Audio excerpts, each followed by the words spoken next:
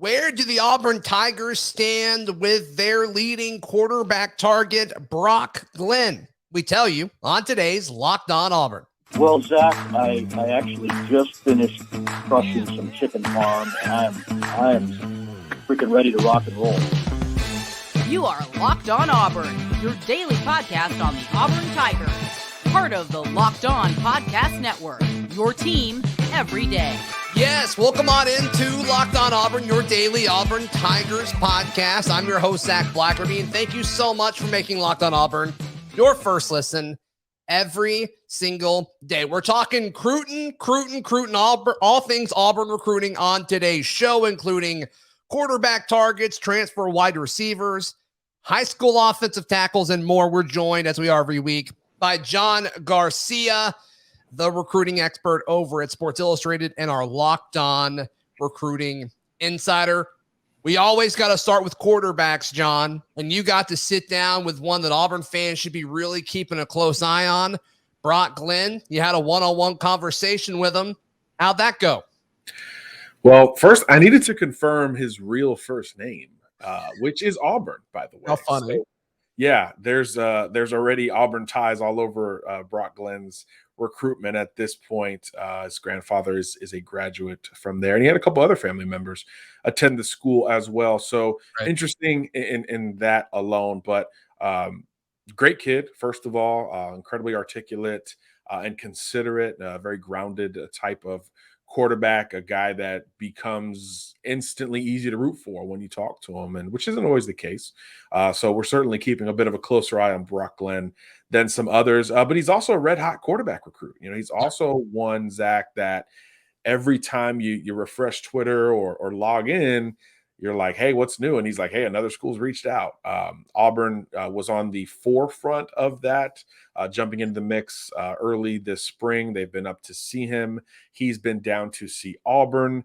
And it looks like an official visit to Auburn is in the works as well. They're still trying to lock in a date for that trip. But there's no doubt that there's a ton of mutual interest between both parties, and that's obviously really important for the Tigers because, look, you've got an ongoing quarterback battle, which I'm sure you've talked about at nausea at this point, which means one guy's going to win, and then the other two you don't know, and then beyond them you've got another young quarterback in Holden Gariner. So there's a lot of question marks at the depth of this room beyond 2022. So you need to hit on one of these 2023 quarterbacks. And right now, I think Brock Glenn is maybe the best bet for Auburn. Now, of course, he's not alone in terms of being courted by other schools. TCU's in there. They'll get a visit this weekend for an official. It will be his first official. So we know he's going to take that trip. He'll see Auburn officially. And then some others are up in the air, right?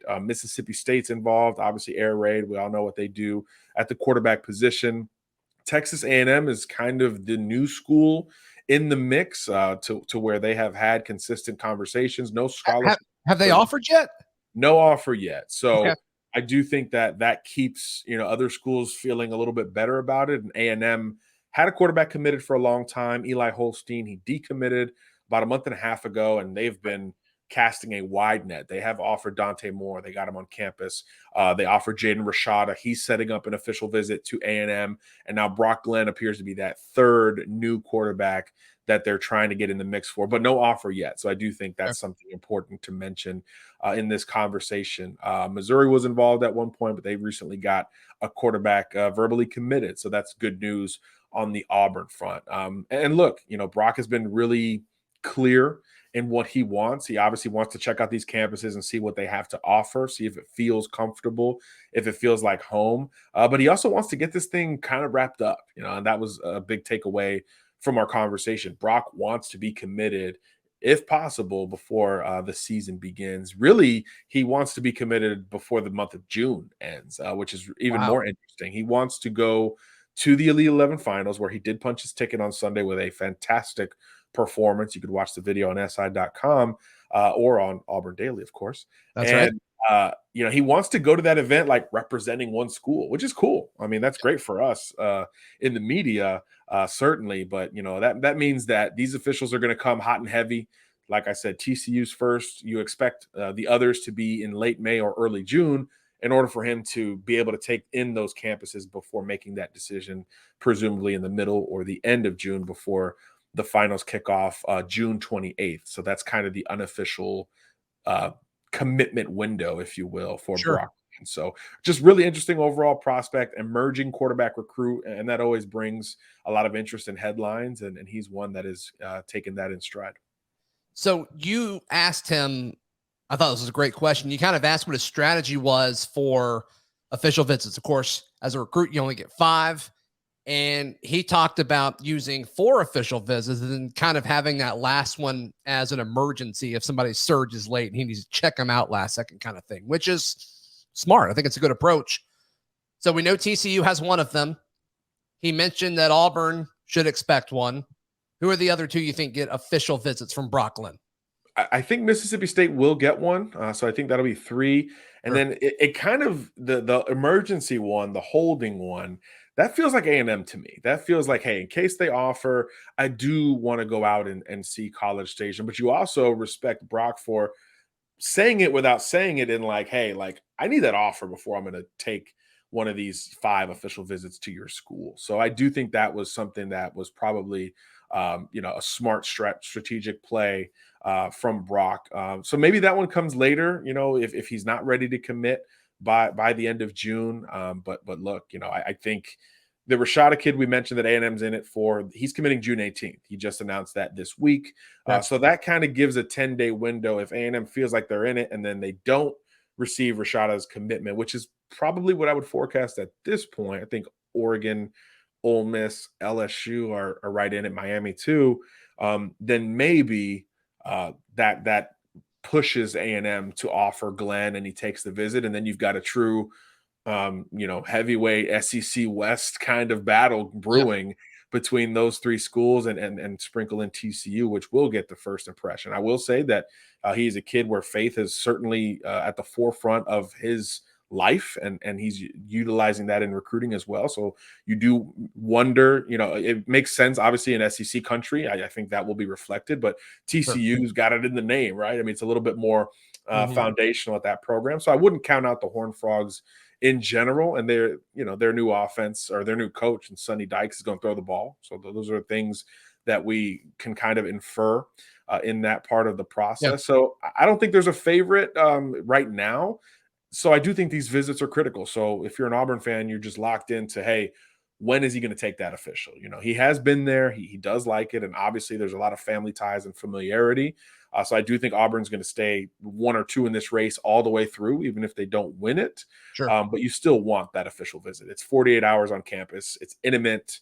He might be the only official visitor that weekend. I could see that being a nice play from Bryan Harsin and company, because you got to sell it. You really got to sell this thing. He's a smart kid who can take in a lot. So I think you hit the whiteboard with him and you draw up plays. I mean, I think you go all in when you get him on campus for an official. And those are just some of the things you can't do during an unofficial visit, where you might get 30 minutes or an hour with the coaching staff as opposed to 2 whole days, especially if there's not a whole lot else going on.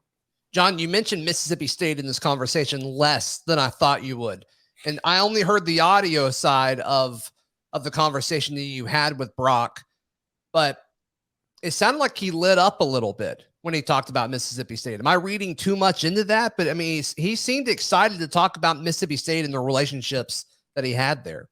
Yeah, I think that's why he's going to take an official, to Starkville before all is said and done. And look, I mean, if you like throwing the ball, I mean, you're going to throw it there as much as anywhere. Yeah. So, you could understand, most quarterbacks when they get that nod, it does hit a little bit differently. But I do think that there's more work to be done on Mississippi State's side. And I think that official will be just as critical for Mike Leach and company, because they don't have a quarterback locked in for this class of 2023. So Brock has become one of those guys, one of those prospects out of the state of Tennessee, where he's going to dip down into SEC country most likely. I do think they're absolutely in it. I don't want to sell MSU short. I just think there's more familiarity with Auburn, and TCU's got the trip already set up, and A&M is in his top group unofficially without having offered. So I think that says a lot in terms of the Aggie angle potentially. So that's all. I was just trying to kind of put it into I that understand. perspective. I But understand. yeah, look, they're in it. I don't want to, Right. sell it otherwise. MSU is absolutely in that conversation. And I'm gonna again, put I could see it shaping up to a true SEC West battle a month from now, where it's like Auburn is the most familiar school and maybe set the bar, and yeah. State and A&M are trying to push against that. I could see that being kind of how this thing shakes out for Brock Glenn. But who knows? He could have another offer, tomorrow by the time we're Oh, I'm done, sure he will. Yeah, I'm sure he covering it. will. Yeah, so it'll Um, be interesting. He's definitely saving some trips. sure. No, I think he's handling it really smart. Good on him. Can I put you on the spot, John? Is that okay? Absolutely, let's do it. Where's he going? You had to pick right now as we record this Wednesday afternoon on May 18th. Oh Where is man, Brock Glenn? Where does he commit to? I honestly, this is not just because we're on here, but I think it's Auburn. I Okay. think that he's already got that familiarity. I think the OV will push that further. Yeah. Curious to see who he brings. But when he takes these trips, I think that's the next one he sets. Virginia's kind of another school that he talked about a little bit. But that to me, that's a harder sell, right? Brand new coaching staff that we don't know what Tony Elliott and company will bring. So the difference on that visit, if he does take it, is like, this is what we want to do. I think he already knows that at Auburn. He already knows that at Mississippi State. So that's why I feel like the SEC West is a little bit more, likely for him. And look, I could see it coming down to Auburn and Mississippi State. I could absolutely see that. But he's not this gunslinger either. So there's a little part of me that likes the Auburn fit a little bit better than MSU's. He's not a kid who threw it for a ton in high school, just in terms of volume. I think he only had like 160 pass attempts last year. That's not anything compared to what he would theoretically do at Mississippi State. You could always expand that and build towards that. Look, he's a big physical kid, good athlete as well, by the way. But I think the fit on the field also works a little bit better at Auburn. But like we just said, though, Zach, I mean, I'd pick Auburn today, but I do think twists and turns remain. That A&M offer or even potential offer absolutely has his attention, and that's something that I'm interested in. Sure, absolutely. All right, let's jump into offensive tackles. Yes, if you're watching or listening, you are an Auburn fan that knows the recruiting woes that have happened throughout the offensive line. Maybe there's an answer to fix that. We talk about that potential option in just a moment, but I got to tell you about our partners at BetOnline. They continue to be the number one source for all of your betting needs and sports info. If you've been following the NBA playoffs, you know that is absolutely crazy. But if you have, I know if you think the Heat can go on a run and win it all, you can get really, really good odds right now at BetOnline. So be sure to check that out. And of course, it's not just basketball. You can get futures for the NFL season, for college football. There's a major happening in golf with the PGA this weekend as well. You can head over to BetOnline and check out all the action. BetOnline, where the game starts. John Garcia, our guest today. Let's talk about Wilkin Formby, this 4-star offensive tackle. He's from Tuscaloosa, but it appears that there's 3 schools that have kind of separated themselves. And please correct me if I'm wrong, but it seems like Alabama, Auburn, and Ole Miss are the schools fighting for this kid. What do we know about him? Yeah, another SEC West battle, because why not? This is an interesting offensive lineman who has really emerged as the premier tackle in the state of Alabama, which is a big deal because Stan Ramil at Thompson High School is another that has climbed the offer list. Clemson just offered him. He's been to Auburn a bunch as well. So those two are going to be heavyweight battles for Auburn, because you mentioned it, Zach. I mean, they've got to hit on the offensive tackle position. I think Formby is a little bit further in his evolution as a football player than Stanton, who's a little bit more raw. And I think that's what has so many programs excited about him. And I do envision it the same way you do. Bama, obviously being the local school, the hometown schools, absolutely in it. He's coached by a former Alabama player as well. But Auburn is in there as well. And Ole Miss already hosted him for a visit now, or an official visit, I should say. He's visited all these schools multiple times unofficially. So it depends on how you look on that Ole Miss visit, right? Is this a detriment, kind of having an official visit that's now a month old? Or did the bar get set so high that, Alabama and Auburn are now chasing for a Tuscaloosa kid, which sounds crazy as I say it. You just know the Iron Bowl schools are going to factor in before this thing's all said and done. I'm not sure if he's set all of his visits yet. I think Tennessee's trying to get one. I know Auburn and Bama should get one before all is said and done. I think I saw that he's getting an official to Auburn on June 17th. Okay. I think is what I saw.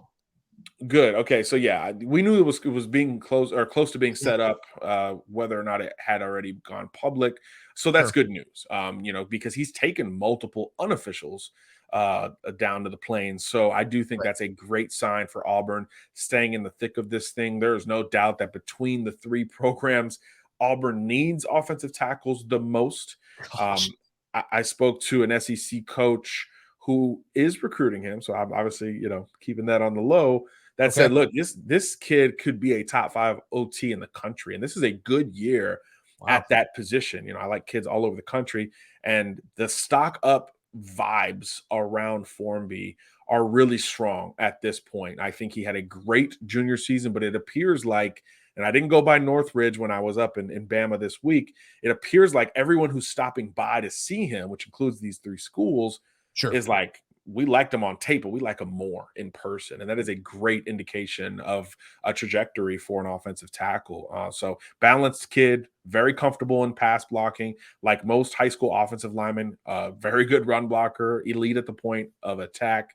So there's a lot to like on the field, but that opinion kind of universally, Zach, is increasing. So I think that puts more pressure on the in-state schools to keep him home. It will never be easy with a Tuscaloosa prospect, but hey, it worked out with Seth Williams, and and that was something that it was structured that way. Like he wanted to get out of that, as a part of his recruitment. I'm not saying it's the same deal with Formby, but it's not impossible either. Is I guess where I'm Alabama wanted Seth Williams. Absolutely, yeah. Auburn won that battle for sure. Right. But John, this seems like a similar situation to what we were talking about a few weeks ago when Auburn having a decent chance to flip Jaleel Hurley from Alabama. And it's like, if Bryan Harsin can go into Tuscaloosa and get a 4-star offensive tackle, you just talk about winning over the fan base. What a big deal that would be. Yeah, I think that'd be bigger than flipping Hurley in my mind, because it's Hurley's ranked higher and it was very good, and it still might happen. But I think with Formby, it's such a need for Auburn. Look, Auburn's secondary is in really good shape right now. This is probably, that corner group is probably the deepest group on the team. Without knowing as much as you do, I feel really good about it. Up there. Yeah. So Hurley would be a nice addition to that, and he would certainly play and factor in down the line, etc. But Formby is like, hey, you can go potentially play as a true freshman at Auburn against your hometown school. The fact that he is in Tuscaloosa, I think, just butters that bread even more. And this is one that Bama really wants too. So I do think that would be optically about as good as it could get for Auburn right now, as far as we can currently look at this class of 2023. Flipping a rival recruit is always great, but pulling him from that school's hometown when they want him, I think, would feel even greater, because it's an offensive tackle, and because, like I said, everyone's opinion of this kid has really skyrocketed in the last 12 months. So I think down the line, that will look just as good if and when he makes a verbal commitment. So yeah, this is a huge, it's not a must get for Auburn, because it's hard to say that for a kid from Tuscaloosa, but this is close to a must get. They have to win one of these 2 in-state offensive tackle battles between Formby and Ramil. I think they're higher on the board for Formby. And I think Auburn is higher on Formby than Ramil, like we are too. So I think he's certainly a spotlight recruit. And now that official visit is set, I think things are headed in the right direction for the Tigers. And Will Friend is one that he's spoken incredibly high of multiple times in the last few months as well. So now more time with him, more time with that vision, and more time with a room of offensive tackles that are on the way out. And that's one a good selling point just in terms of the ability to play early, but two, it's good because those guys are experienced. They've been around forever, it seems like. So Right. they'll have every in and out of the Auburn program under the current regime and where the direction of the offense is headed, which I think is invaluable in trying to sell the next generation of prospect on where you want to go. It'd be a huge deal. There's no question about it. All right.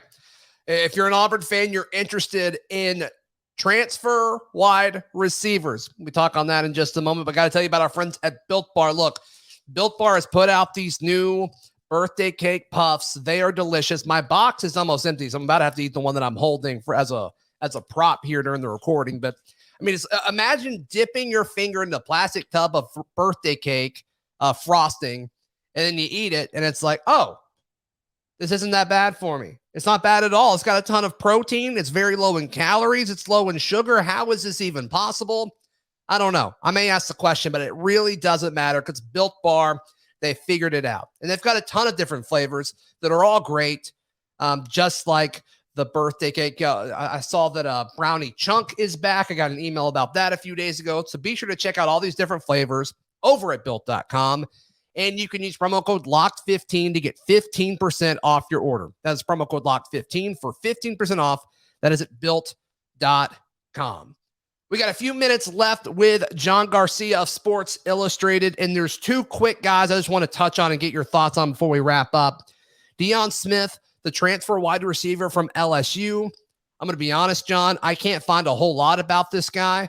But several folks, 3 or 4 folks in the Locked On Auburn Discord have been asking for thoughts on him for a few weeks now. And so I just kind of wanted to make sure that those guys know that I'm reading those comments. And so what do we know, if anything, about Deion Smith, the wide receiver in the transfer portal? Well, yeah, Zach. I mean, had a nice debut at LSU a couple years ago, and has hit the portal a long time ago, and there hadn't been a whole lot of traction. There was initially a lot of SEC vibes. We heard Auburn, we heard Ole Miss, we heard Florida. 3 programs that are replacing a lot at the wide receiver position due to attrition, et cetera. So I do think those schools somewhat remain in play, but it's been very quiet of late. We did confirm that he's still in the portal, got that confirmation earlier today. And we did confirm that there is still interest from multiple teams in the SEC, but there's some off the field stuff that has to be cleared first. I think we get, in the transfer portal, we're like, okay, he's available. Let's go get him and let's go through right now. But there's a lot of T's that have to be crossed and I's that have to be dotted, whether it comes to academics, logistics, other things that I think are still at play with Deion Smith. Now, to my awareness, the semester has ended at LSU, so those answers should be a little bit closer to arriving for some of these programs. But it tells you a lot that they're still making those calls, right? It tells you a lot that they're still very interested in general. And again, we just talked about it with offensive tackle. When you talk about selling a need, I mean, it's those 2 spots, right? It's offensive line and wide receiver at Auburn. Obviously, they've already gone into the portal to bring in wide receiver talent with Zaylen Worsham, but you can always use a little bit more, especially as you go into the 2022 season with little, I would say, explosive experience on the roster, and that's something we know Deion can provide. So I do think whenever everything's clear, he is going to have a lot of schools continuing to reciprocate that interest and say, hey, we still got a spot for you to come when fall camp begins, assuming those hurdles are cleared. And I think Auburn's going to be right in the thick of that if and when that happens. So, yeah, I mean, there's not a lot in terms of visits. We haven't really heard anything recently surrounding Deion's name, but I do think that can and will change in the coming weeks and months as all those things have a little bit more clarity behind them. Sure. And last story that I want to get your thoughts on, Roderick Robinson, the running back you and I talked about last week. His recruitment seems very fluid. He put out a top 9, which Auburn and some other schools weren't in that top 9. Then he put out a top 6, and it was like different schools that were in the top 9. So, I mean, he's constantly listening to what schools have to offer, which is great. He just got offered by Georgia this week. How do you think that plays into anything? Yeah, I was connecting with the Georgia source this morning, and I was curious. I was surprised, honestly, not because Robinson isn't great. And look, he's got ties to the South, all of that. Sure. But Georgia's, probably going to get Justice Haynes, in-state, legacy, all that stuff. Right. Most people assume that he's going to Georgia. And then they're also in it for like the best backs in the country, Reuben Owens, Richard Young. So there's a little bit of curiosity surrounding that. Like, wait, is Georgia either slipping for one of those, or could they maybe be taking 2 or 3 backs in this cycle? And that's something that I think could be interesting from a business decision standpoint for whoever backs 2 and 3 are in that conversation. Doesn't always work out well when that's the plan. So it could be fluid also, right? Because it's only mid-May at this point, Sure. But certainly Robinson's stock is another that's certainly on the rise. He's got a top group that obviously didn't have Georgia in it. Now they've offered. So you wonder if he'll set up a visit. He did take his first official over the weekend to UCLA. Reviews are very positive after that, but they're always positive after visits, certainly official visits.